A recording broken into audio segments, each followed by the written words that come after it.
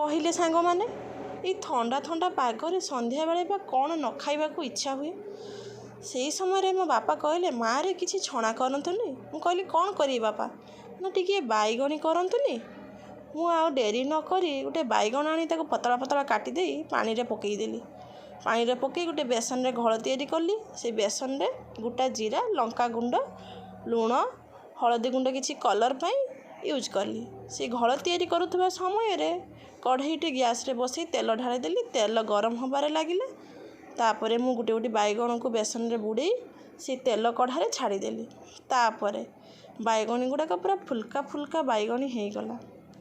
ମୋ ବାପାଙ୍କୁ ନେଇ ଗୋଟେ ପ୍ଲେଟ୍ରେ କାଢ଼ିକି ସେ ବାଇଗଣି ଗୁଡ଼ାକ ଦେଲି। ବାପାଙ୍କ ମନ ପୁରା ଖୁସି। କହିଲେ ସାଙ୍ଗମାନେ, ସବୁ ପ୍ରେମରେ ସ୍ୱାର୍ଥ ଥାଏ, କିନ୍ତୁ ବାପା ମାଆଙ୍କ ଯେଉଁ ପ୍ରେମ କିଛି ସ୍ୱାର୍ଥ ନଥାଏ। ଆଉ ବାପାମାନେ ଝିଅଙ୍କୁ ଭାରି ଭଲ ପାଆନ୍ତି। ସେଥିପାଇଁ ପରା କନ୍ୟା ରତ୍ନ।